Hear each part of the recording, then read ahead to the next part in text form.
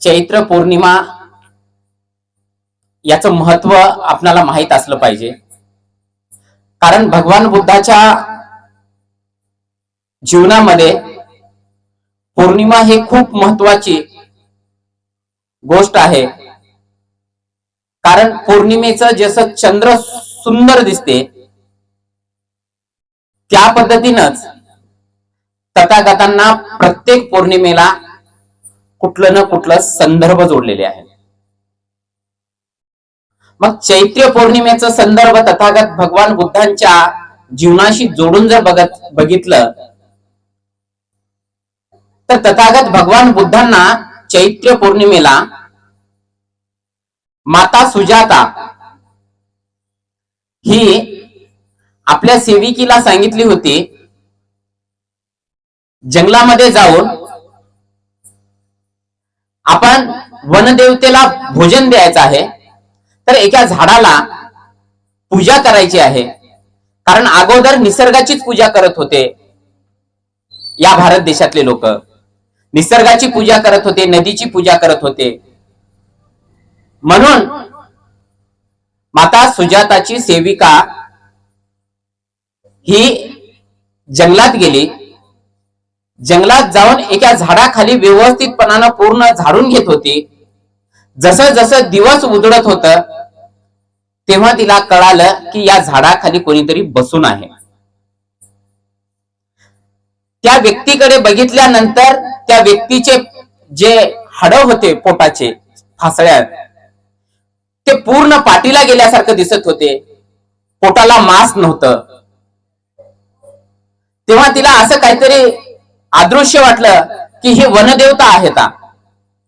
मग ती लगेचच माता सुजाताकडे गेली आणि जाऊन सांगितले, माता सुजाता, त्या झाडाखाली खरोखर वनदेवता बसलेले आहेत आणि आपण येऊन ते दृश्य पाहावं। मग तिला खूप आनंद झाला। मग ती जंगलात गेली। गेल्यानंतर सिद्धार्थ गौतम त्या झाडाखाली बसलेले होते। अनेक दिवस तपस्या करण्यानं त्यांच्या फासळ्याचे जे हाडं होते ते दिसत होते, पोट पाठीला गेलत। हे दृश्य पाहून माता सुजाताने 100 गाईचं दूध आटवून तथागत भगवान बुद्धांना, म्हणजे सिद्धार्थ गौतम होते तेव्हा, सिद्धार्थ गौतमाला 100 गाईचं दूध आटून खीर नेऊन दिले। त्यांच्या समोर ठेवले माता सुजाता आणि त्यांना प्रार्थना केले, हे वनदेवा, ही खीर खाऊन घ्यावं तुम्ही, ही माझी प्रार्थना आहे तुम्हाला। तर सिद्धार्थ गौतमाने माता सुजाताला सांगितले, हे आई, हे माय, मी तुझ्यासारख्याच एका बाईच्या उदरातून जन्म घेतलेला एक बाळ आहे, त्यामुळं मला देव म्हणून जर हे खीर देत असतील तर हे खीर मी खाणार नाही। तेव्हा माता सुजाताला कळलं, ठीक आहे, तुम्ही एक माणूस संत म्हणून मी तुम्हाला ही खीर देते, ही खीर आपण खाऊन घ्यावं। ही घटना आजच्या दिवशी चैत्र पौर्णिमेच्या दिवशी घडलेली आहे। मग सिद्धार्थ गौतम ते खीर खाल्ले। खीर खाल्ल्यानंतर तेव्हाचे सिद्धार्थ गौतम यांना त्या दिवशी असं ठरवलं की उपवास तापवासानं काही होत नसते, फक्त शरीर कमजोर होते उपवासानं। तर आपलं शरीर चालण्यासाठी आपल्यामध्ये ऊर्जा असली पाहिजे आणि त्या ऊर्जेसाठी आपण अन्न घेतलं पाहिजे। आपल्याला जेवढं शरीराला अन्न लागते तेवढं शरीराला आपण दररोज अन्न देतो। मग त्या दिवशी सिद्धार्थ गौतमांनी ठरवलं, आपण हे अन्न घेतलो आणि इथून मी जोपर्यंत मला दुःखाचं कारण कळणार नाही, जोपर्यंत मला सत्याचं दर्शन होणार नाही, तोपर्यंत मी आता या जागेवरून उठणार नाही. सिद्धार्थ गौतम तेव्हा बसले. काही दिवसानं त्यांना ज्ञानाची प्राप्ती झाली. आता ज्ञानाची प्राप्ती अशीच झाली नाही. त्या काळामध्ये ज्ञान जसं आपण ज्ञानाची माहिती जमा करतो त्या प्रकारे गुगल नव्हतं काय भगवान दादा, किंवा त्यांनी कुठलं पुस्तकाचा संग्रह घेऊन बसले नव्हते ज्ञानाची प्राप्ती होण्यासाठी. तर तथागत भगवान बुद्धांनी एकाच झाडाखाली बसून ज्ञानाची प्राप्ती कशी केली हे आज आपण समजून घेणं फार गरजेचं आहे. ज्ञानाची प्राप्ती करते वेळेस ते फक्त एकाच ठिकाणी बसून माझ्या आतमध्ये काय घडत आहे पहा. प्रत्येकाच्या शरीरामध्ये 5 तत्वापासून शरीर बनलेले आहे आणि त्याच तत्वांपासून ही पृथ्वी सुद्धा बनलेली आहे. म्हणजे तुम्हाला प्रत्येक गोष्टीचं ज्ञान हे तुम्ही एकांतात बसून ज्ञान प्राप्त करू शकता. हे तथागत भगवान बुद्धांपासून आपल्याला कळालेले आहे. तर त्यांची अभ्यासाची प्रक्रिया कोणती होती त्या काळामध्ये? तर तथागत भगवान बुद्धांनी त्या काळामध्ये आपल्या श्वासावर ध्यान देत होते. श्वासावर ध्यान देणं म्हणजे काय? तर आपल्या शरीरामध्ये काय घडत आहे, कुठली घटना घडत आहे. पहा, आज जर या ठिकाणी विद्यार्थी असतील तर मला त्यांना सांगायचं आहे, आपण एखादी पुस्तक घेऊन बसलोत एकांत मध्ये अभ्यास करण्यासाठी, तेव्हा कोणाचं डोकं दुखते, कोणाच्या पायाला कळ लागते, कोणाचं अंग तरी दुखते, कोणाचं मन तरी लागत नाही. याचं कारण आम्हाला आमचंच मन त्या ठिकाणी बसू नको असं म्हणत राहते. आणि तोच मुलगा, तोच विद्यार्थी त्याच्या आवडत्या एखादा एपिसोड किंवा चित्रपट 3 घंटे जर त्यांना बसला तर बिलकुल त्याला उठ म्हणायची गरज पडणार नाही. आणि तेव्हा त्याचं डोकं दुखणार नाही, त्याचं पाय दुखणार नाही, त्याचं अंग दुखणार नाही. कारण आम्हाला नेहमी वाईट गोष्टी आपल्यामध्ये टाकायचं काय म्हणता आदत लागलेली आहे. आणि तेच जर अगोदरपासून मी तो विद्यार्थी वाचन करत राहिलेला असला असता, अभ्यास करत राहिलेला असता, तर त्या विद्यार्थ्याचं डोकं, पाय, हात, अंग दुखणं. म्हणजे हे आमचं जे मन आहे, या मनापासून सर्व गोष्टी घडतात हे तथागत भगवान बुद्धांना त्या काळामध्ये कळलं होतं. आपलं मन सर्व गोष्टीचं कारण असते. म्हणून पहिल्यांदा आपल्या मनाला सिद्धार्थ गौतमांनी आपल्या मनावर ताबा मिळवलं होतं. पहा, आज आपण गावामध्ये राहतो तर अनेक प्रश्न निर्माण होतात. सिद्धार्थ गौतम तर जंगलामध्ये, काट्याकुट्यांमध्ये, झाडाखाली अनेक दिवस 6 वर्ष त्यांनी वेगवेगळ्या आश्रमांमध्ये दिवस काढलेले आहेत. तेव्हा त्यांना एक भूक होती. त्यांना जाणून घ्यायचं होतं की सत्य काय आहे, मानवाच्या दुःखाचं कारण काय आहे. तसंच आज वर्तमान काळामध्ये आम्हाला बुद्ध स्वीकारत असते वेळेस आम्ही सुद्धा तेच प्रयत्न केलं पाहिजे. आम्ही पण तसंच विचार केलं पाहिजे. आम्हाला सुद्धा ज्ञानाची भूक लागली पाहिजे, तेव्हाच आपण ज्ञान मिळवू शकतो. आज चैत्र पौर्णिमेच्या निमित्तानं आपण सिद्धार्थ गौतमाची अभ्यासाची प्रक्रिया समजून घेत आहोत. तर सिद्धार्थ गौतमांनी श्वासावर ध्यान दिलं. आता श्वासावर ध्यान देणं म्हणजे काय? स्वतःवर नियंत्रण मिळवणं. कारण मी अगोदर ज्या विद्यार्थ्याला अभ्यासाची ओढ असेल तर तो अभ्यास करू शकतो. जर एखाद्या विद्यार्थ्याला अभ्यासाची ओढ नसेल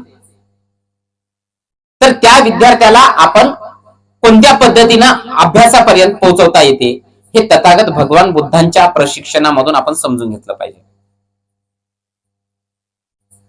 बघा, महामानवांना आपण फक्त जाणून घेऊन त्यांचे विचार आपण आपल्या आचरणात आणता येते. फक्त आपण दोन पुतळ्यांना हार घालणं किंवा अगरबत्ती लावणं किंवा मेणबत्ती लावून आपला प्रश्न सुटला एवढ्या पुरतं मर्यादित जर राहिलो तर महामानवांचे विचार पुढे जाणार नाही आणि आपल्या आयुष्यामध्ये पण काही बदल होणार नाही. म्हणून मानण्यापेक्षा जाणून घेणं फार गरजेचं आहे. आपण फक्त मानण्याचं काम करतो, जाणून घेण्याचं काम करत नाही. तेच काम तथागत भगवान बुद्धांनी 2500 वर्षापूर्वी केलेले आहे. त्यांनी प्रत्येक गोष्ट जाणून घेण्याचा प्रयत्न केलाय. प्रत्येक घटनेच्या मागे कारण आहे हे तथागत भगवान बुद्धांना त्या काळामध्ये ज्ञानाची प्राप्ती म्हणजे हे सत्य कळलं होतं. तथागत भगवान बुद्धाला कळलं होतं की माणसाच्या जीवनामध्ये सुख आणि दुःख या दोन्ही गोष्टी आहेत. हे एका नाण्याचे जसे दोन बाजू राहतात तसं माणसाच्या जीवनात पण सुख आणि दुःख या दोन गोष्टी नेहमी असतात. आपण दुःखाचं पण नष्ट करू शकतो आणि सुख आलं म्हणून आपण जास्त आनंदात राहण्यानं लगेचच दुःख आलं की माणूस व्याकुळ होऊन जाते. म्हणून तथागत भगवान बुद्ध म्हणतात, माझी साधना अशी आहे की कुठल्याही गोष्टीला भोगता भाव म्हणजे सत्य परिस्थिती अशी आहे ते पाहण्याची ताकद त्यांच्यामध्ये निर्माण झाली होती. आता मी जर तुम्हाला एक छोटस उदाहरण दिलं, मला बाहेरचे लोक काही म्हणलं शिवी दिली तरी मला तेवढं दुःख होणार नाही, पण माझ्या आपल्या पोटचं लेकरू जर आपल्याला उलट बोललं आणि शिवी दिलं की आपल्याला जास्त दुःख होते. कारण ही भावना आपल्या मनामध्ये आपण करून ठेवलेली आहे की माझं लेकरू आहे, हे माझं होय, मी आणि माझं, या गोष्टींपासून सर्वात जास्त दुःख आपल्याला मिळते. हे तथागत भगवान बुद्धांनी 2500 वर्षापूर्वी सांगितलेले आहे. पहा, तथागत भगवान बुद्ध म्हणतात, तुमच्याकडे धन, पैसा, प्रॉपर्टी हे जर तुमच्या जगण्यापेक्षा जास्त जर असेल तर ते सुद्धा तुमच्यासाठी विष होणार आहे. ते तुम्हाला संध्याकाळी व्यवस्थित झोप येऊ देणार नाही. आणि त्याच पद्धतीनं आपण चांगल्या कर्मातून पैसा कमावला पाहिजे. 5 शिलाचं पालन करून आपण पैसे कमावले पाहिजे आणि त्या पैशामधून जे तुम्हाला जगण्यासाठी ताकद भेटते, जगण्यासाठी आनंद मिळते आणि त्या पैशातून तुम्ही जेवढ्या गोष्टी घेता तेवढ्या गोष्टी तुम्हाला जीवन जगण्यासाठी प्रत्येक क्षणाला मदत करते. कारण ते चांगल्या व्यवहारातला, चांगल्या कार्यातला पैसा असतो. तथागत भगवान बुद्ध म्हणतात की माझं जे संदेश आहे ते सम्यक मार्गाचा आहे. न कुठल्या टोकाला जाऊन, म्हणजे थोड्या वेळापूर्वी मी तुम्हाला सांगितलं की उपवास जर धरत असाल तुम्ही ते पण चुकीचं आहे आणि खूप चांगलं अन्न आहे म्हणून जास्त खात असाल तुम्ही ते पण चुकीचं आहे. याला सम्यक मार्ग म्हणतात. तुमच्या शरीराला जेवढं अन्न लागते तेवढं खाणं म्हणजे सम्यक आहार. न आमच्या शरीरामध्ये जास्त कोलेस्ट्रॉल तयार होऊ नये, न आपण कुपोषित होऊ नये. आपल्या आपल्या कार्याप्रमाणे आपण आहार घेतलं पाहिजे. हे तथागत भगवान बुद्धांचा सम्यक मार्ग आहे. मित्रो, 2500 वर्षापूर्वी तथागत भगवान बुद्धांनी आपणाला जो मार्ग दिलेला आहे तो मार्ग आजही आपणाला तंतोतंत लागू पावते. त्यामुळेच आम्हाला डॉक्टर बाबासाहेब आंबेडकरांनी 1956 तथागत भगवान बुद्धांचा धम्म दिलेले आहे. डॉक्टर बाबासाहेब आंबेडकर हे जगामध्ये विद्वान व्यक्ती म्हणून ओळखले जात होते त्यांच्या काळामध्ये. आणि त्या ज्ञानाच्या सागरानं त्या महामानवाने आम्हाला तथागत भगवान बुद्धांच्या धम्माच्या ओठीमध्ये टाकलेले आहे. तर आपण तथागत भगवान बुद्धांचे अनुयायी आहोत. त्यामुळं आपलं कुठलंही कार्य आपण समाजामध्ये जगते वेळेस आपलं व्यवहार हे बुद्धांसारखं असलं पाहिजे. कारण डॉक्टर बाबासाहेब आंबेडकर जेव्हा 56 तथागत भगवान बुद्धांचा धम्म स्वीकारला होता तेव्हा एका पत्रकारांना असं सहज विचारलं, बाबा मुस्लिम समाजामध्ये टोपी आणि दाढी असते, हिंदू धर्मामध्ये शेंडी असते, तर बुद्धांचं बाह्य रंगातलं चिन्ह कोणतं आहे? ते कसं? तर डॉक्टर बाबासाहेब आंबेडकरांनी त्या पत्रकाराला उत्तर देते वेळेस सांगितलं, या समाजामध्ये जो व्यक्ती 5 शिलाचं पालन करेल तो बौद्ध असेल. या समाजामध्ये तो कुठल्याही प्रकारची हिंसा करणार नाही, कायेनं वाचेनं मनानं. तो चोरी करणार नाही, तो कोणाची चुगली करणार नाही, तो मादक द्रव्य पिणार नाही म्हणजे दारू पिणार नाही, तो खोटं बोलणार नाही. त्याला बौद्ध म्हणून समजावं. माझं वैयक्तिक असं म्हणणं आहे, तो कुठल्याही धर्मातला माणूस हे 5 शील जर अंगीकारून जगत असेल तर तो खरंच बुद्धांचा अनुयायी आहे. फक्त बौद्ध मायबापाच्या पोटाला ऍक्सिडेंटली जन्मून आपण बौद्ध होत नाही. तर बौद्ध होण्याची प्रक्रिया हे 5 शील स्वीकारणं आहे. म्हणून आज चैत्र पौर्णिमेच्या निमित्तानं मी तुम्हाला सांगण्याचा प्रयत्न केलो, ज्ञान प्राप्त करण्याच्या अगोदर जी प्रोसेस केली होती, जे त्यांनी एका झाडाखाली बसून एवढं ज्ञान प्राप्त केलं होतं की त्या झाडाचं पान किती सेकंदाला पडणार आहे खाली हे एवढं त्यांना कळत होतं. पण ते कधी अशा गोष्टी समाजामध्ये सांगत नव्हते. चमत्काराच्या गोष्टी कुठलेही त्यांनी समाजामध्ये रुजवत नव्हते. कारण ते नेहमी सांगायचे की माणसाच्या जीवनामध्ये सुख आणि दुःख याच्यावर विचार करणं फार गरजेचं आहे समाजात. विनाकारण थोतांड गोष्टी कुठल्याही समाजामध्ये जर आपण मुरवत असाल तर ते कुठल्याही कामाचं नाही. मी एक छोटस उदाहरण देतो तुम्हाला. तथागत भगवान बुद्ध दुसऱ्या गावाला प्रबोधनासाठी जात होते. एक व्यक्ती भेटली त्यांना, तुम्ही सिद्धार्थ गौतम आताचे तथागत भगवान बुद्ध तुम्हीच आहात ना? तेव्हा तथागत भगवान बुद्ध हो. बरं बरं म्हणले.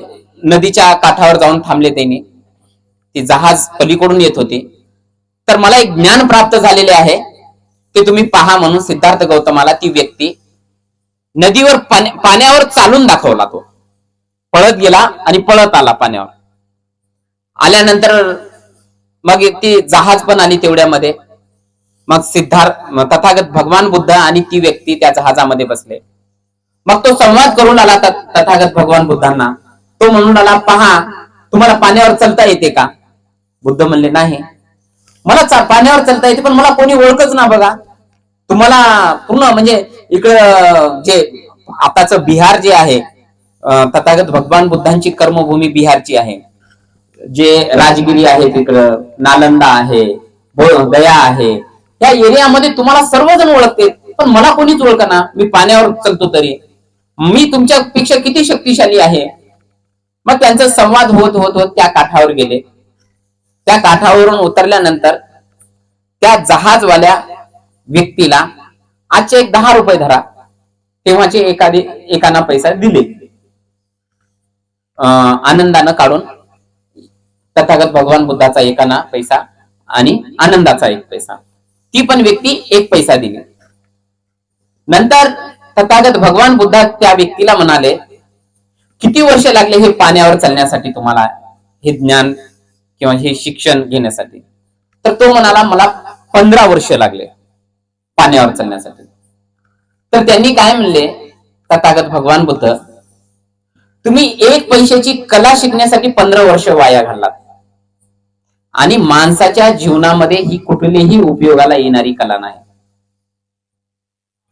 त्यामुळं मी हा उदाहरण याच्यासाठी सांगितलं, आपण जीवन जगते वेळेस आपल्या जीवनामध्ये औपचारिक गोष्टीमध्ये खूप आपण गुंडाळून असतो.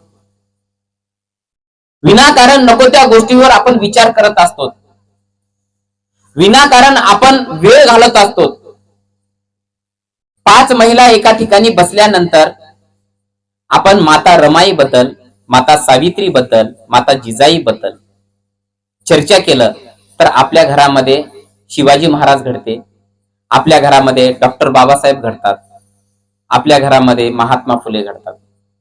जर आपण 5 महिला एका ठिकाणी बसून नको त्या गोष्टीवर चर्चा करत असाल, तुमचं वेळ वाया जाते आणि तुमचे लेकर कधी अनुकरण प्रिय राहतात. लेकर नेहमी वडील माणसांकडे नेहमी बघत राहतात की म्हणजे आई वडील जसे म्हणजे वागत आहेत तसे आपण वागता. बघा, एखादी माझी मुलगी आहे सांची, ती काय करते, तिची आई कसं साडी नेसली तसं साडी नेसायचा प्रयत्न करते. मग मी माझ्या बायकोला नेहमी सांगतो, तू पेपर घेऊन बसत जा, माझ्याकडे लोकसत्ता पेपर येते. मग माझी मुलगी पण कुठलं चांगलं लेख आले का मग ती पेपर घेऊन बसते, आणि ज्या दिवशी ती टॅब घेऊन बसली त्या दिवशी हिनं मोबाईल घेऊन बसते. म्हणून आपल्या घरामध्ये शिवाजी महाराज, महात्मा फुले, डॉक्टर बाबासाहेब आंबेडकर घडवायचा आहे का नको त्या गोष्टींमध्ये आज भरपूर सिरियल आहेत, आपण सिरियल बघतो, त्या सिरियल मधून फक्त आणि फक्त कूटनीती आपल्यामध्ये भरल्या जात राहते. म्हणून या गोष्टी तुम्ही जेव्हा घरामध्ये व्यवहारातून पाहत राहता, जगत राहता, त्याचा सर्व परिणाम आपल्या येणाऱ्या पिढीवर होणार आहे, हे तुम्ही डोक्यात ठेवा. आज मी तुम्हाला सांगतो, एवढ्या लोकांपुढे बोलायला मला खूप आनंद वाटू लागलाय. 1000 लोक बसले, एवढं मला आनंद आहे भगवान दादा. कारण ज्या लोकांना मी याच्या अगोदर सांगते वेळेस सांगितलो, तथागत भगवान बुद्धांना ज्ञानाची भूक लागली होती म्हणून तथागत भगवान बुद्ध झाले. डॉक्टर बाबासाहेब आंबेडकरांना ज्ञानाची भूक लागली होती म्हणून डॉक्टर बाबासाहेब आंबेडकर झाले. तर तुम्हाला सुद्धा तीच भूक लागली पाहिजे, चांगल्या विचाराची भूक लागली पाहिजे, तरच तुम्हाला चांगले विचार तुम्हाला. कारण मी कितीही चांगलं बोलू द्या, तुमच्यामध्ये ती ताकद असली पाहिजे चांगलं घेण्याची सुद्धा. म्हणून आज मी तुम्हाला तथागत भगवान बुद्धाने चैत्र पौर्णिमेचं महत्व काय आहे ते सांगण्याचा प्रयत्न केलो. असंच कितीही लोक राहू देत दादा, दर पौर्णिमेला कार्यक्रम घेणं चालू ठेवा तुम्ही. कारण घरामध्ये असलेले लहान लहान लेकरांच्या कानावर या चांगल्या गोष्टी पडणं ही खूप मोठी गोष्ट आहे. कारण आताच जे वातावरण आहे फार भयंकर वातावरण आहे, फारच भयंकर वातावरण आहे. म्हणजे तुम्हाला शत्रूची गरजच नाही. आमचे शत्रू आम्ही बनलो. आम्ही जर एक रील काढलो तर आमचं किती वेळ चाललंय ते आम्हाला कळणार झालंय. म्हणून ध्यान त्यालाच म्हणतात. भगवान बुद्धांनी ध्यानाच्या माध्यमामधून जे ज्ञान प्राप्त केलंय. तर दादांना पत्रकार म्हणतात. दादांना कुठली बातमी ध्यानपूर्वक लिहिता येते. दादा ऍडव्होकेट आहेत. मला कुठलं केस पूर्ण ध्यानपूर्वक लढायचं आहे. यांनी समाजकर्ते आहेत. तर कुठल्या मुद्द्यावर मला मांडणी करायची आहे, हे ध्यान फार महत्वाचं आहे. म्हणून आजच्या या धावपळीच्या युगामध्ये आपल्याला ध्यानाची सुद्धा तेवढीच गरज आहे. आपल्याला स्थिर होऊन आपण विचारपूर्वक कुठलंही काम करणं म्हणजेच ध्यान.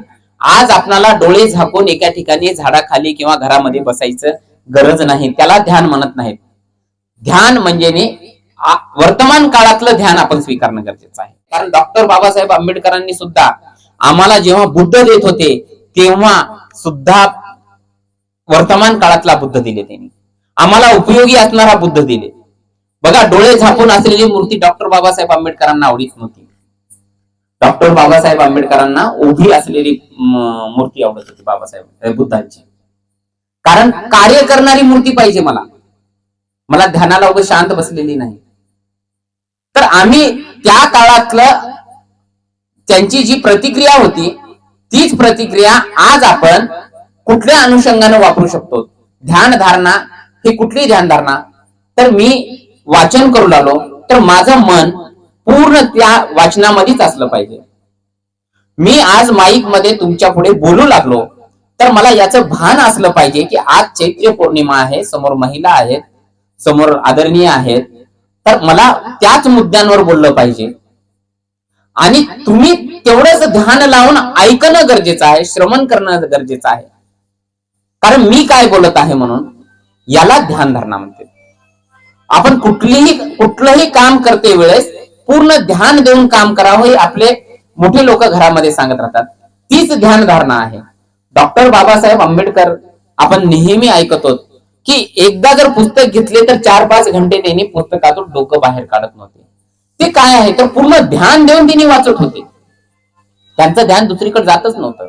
म्हणून आज आपल्या लेकरांना सुद्धा ध्यान देऊन अभ्यास करण्यासाठी, ध्यान देऊन चांगले विचार ऐकण्यासाठी, ध्यान देऊन आपण जीवनामध्ये व्यवहारामध्ये चांगलं जगण्यासाठी त्यांना सांगितलं पाहिजे. हे ध्यान म्हणजे तथागत भगवान बुद्धांना ज्ञानाची प्राप्ती होण्याच्या अगोदरचं शिक्षण म्हणजे ध्यान आहे. पण ते ध्यान कसं घेतलं पाहिजे हे आज आपण समजून घेतलेले आहे. तुम्ही माझं सर्वांनी ऐकलात, तुमचं खरंच मनापासून धन्यवाद. एवढंच बोलतो आणि मी थांबतो. जय